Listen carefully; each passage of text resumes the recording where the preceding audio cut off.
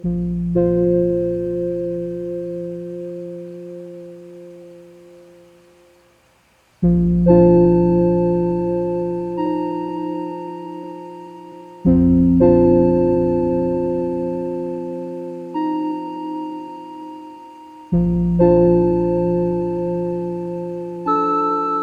Reading and Northern, in recent years especially, has become one of the premier steam operations in the United States. We have a fully operational regional freight hauling railroad that can also pull off a world-class excursion program. The 2102 is a native to this part of Pennsylvania, hauled heavy coal trains and later the Iron Horse Rambles excursions that these trips are paying homage to. It's been all over the country, been owned by several different organizations from as far away as West Virginia, Ohio. It's been to Canada before when it was disguised as the Delaware and Hudson 302. It's been all over the place, but the fact that now we have essentially a home-built relic from Reading, Pennsylvania, traversing the routes that she was essentially, built to travel. From a historic standpoint, that's really what makes these excursions so popular. We are on the eve of the August 17th Iron Horse Ramble on the Reading and Northern, run up the Lehigh Division, through the Lehigh Gorge, and over Penobscot Mountain, down into the Wyoming Valley to Pittston for the annual Tomato Festival. I've been shooting this railroad since 2019. You get people coming from all over the country to photograph this thing. There is no shortage of pictures taken to the 2102. Sometimes trips don't go according to plan. There's stuff that gets in the way. You'll miss shots, you'll have the wrong lighting, clouds when you don't want clouds, sun when you don't want sun. But the more you learn to kind of adapt to what you have, you get some really good results.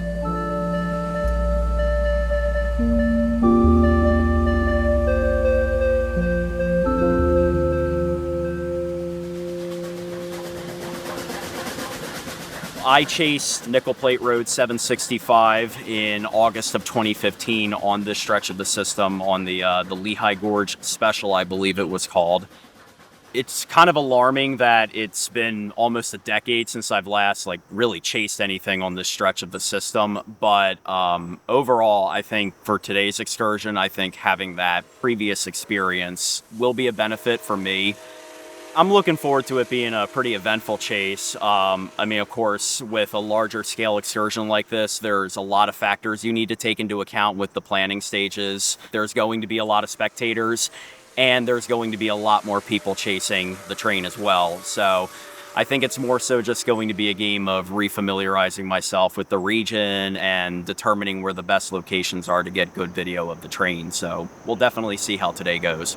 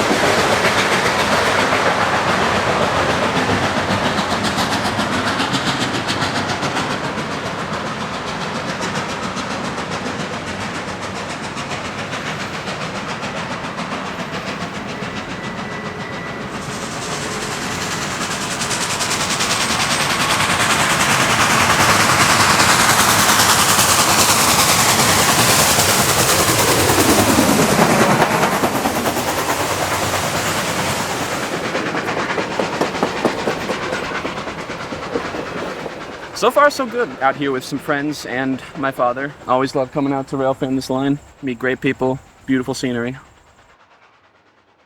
So we're at Penobscot. We're waiting for the 2102 to roll in. It's going to stop, take on water, and then the diesels are going to couple up for dynamic braking down the 2% grade in Pittston.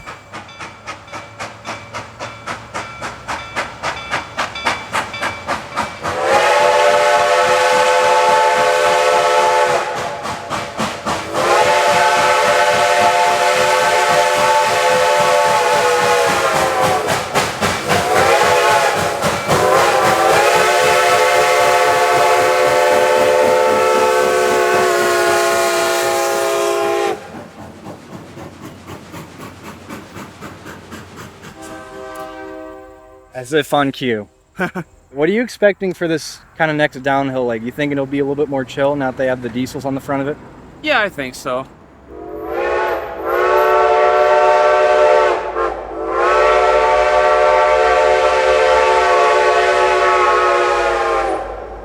I've heard a lot of people don't really want to film it with diesels on the point. I'm not one of those people. I think it's a nice part of kind of telling a story with your video.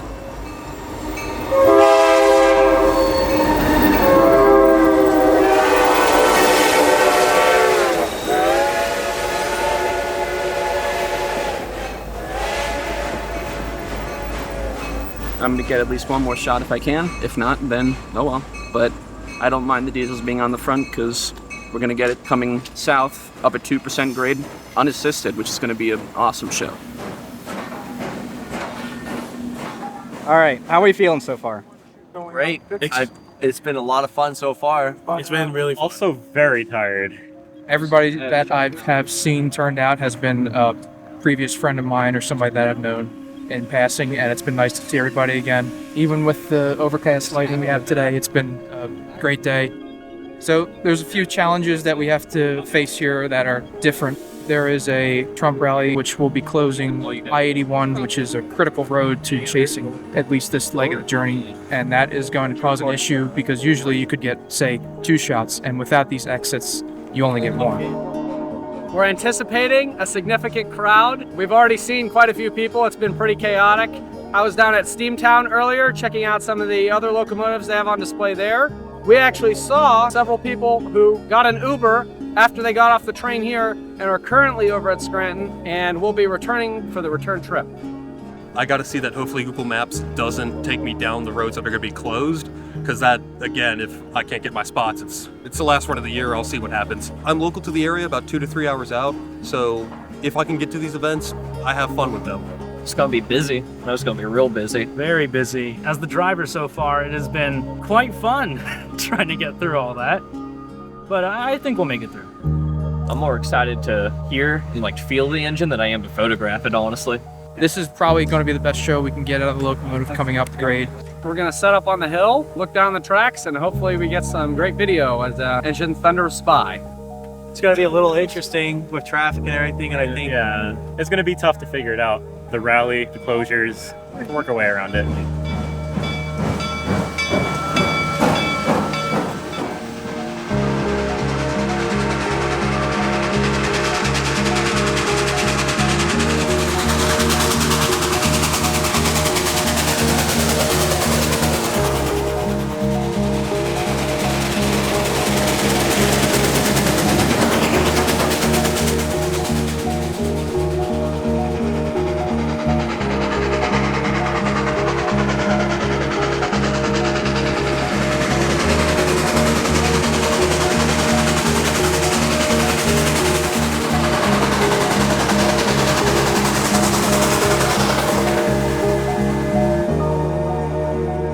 Alright, so before the thing even left, everybody, we were all just on Google Maps, right? Watching the closures on I-81 South, right?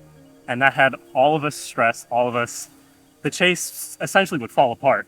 But 15 minutes before the train left, we all checked maps one more time and it was open. And that essentially was the key to having a perfect southbound. This next leg, you're almost done. It's all downhill. What are you thinking? It's just take it easy now. I mean, maybe 1 or 2 shots on the way down and then the grand finale uphill through Nescahoning. I know everybody's sort of focusing on that because that's the most exciting part of this last leg.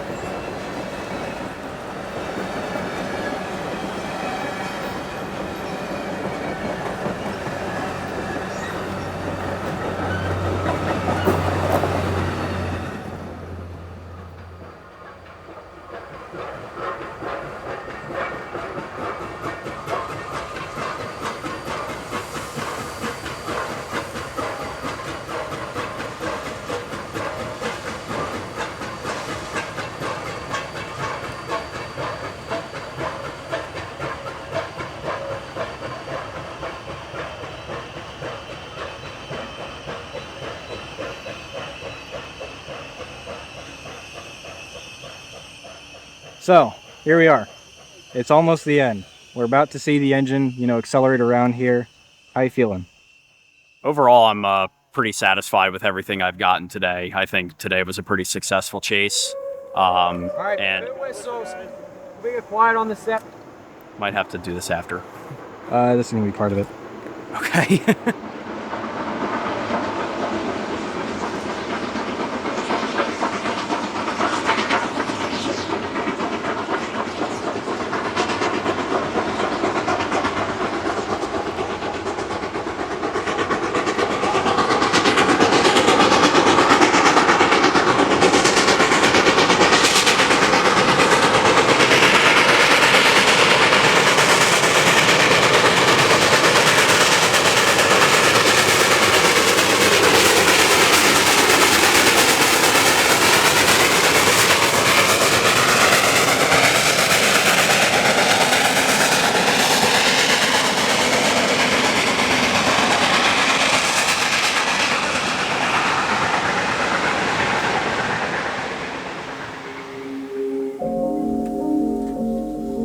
Ran out of battery at the last second, but thankfully it happened just when the train was pulling in, so it was a really good day. And the engine crew put on a fantastic show, as always.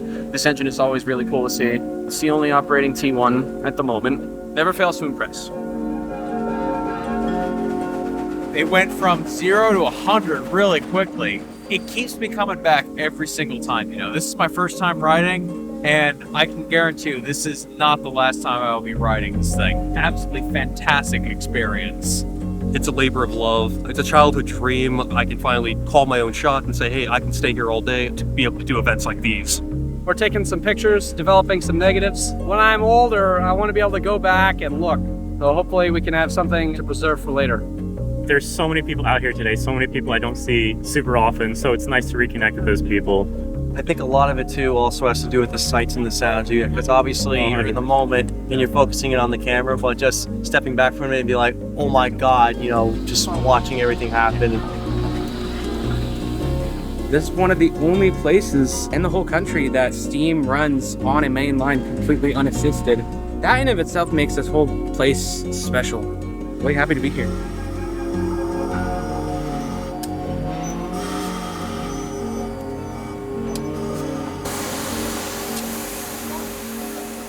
It's one thing to see pictures, to see videos of all these steam locomotives running across the country, but it's another to come and experience the whole thing in person.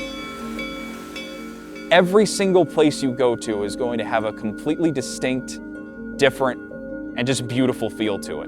Where we're standing right now at the Reading and Northern, this is easily one of my favorite places on the planet to witness steam locomotives in action.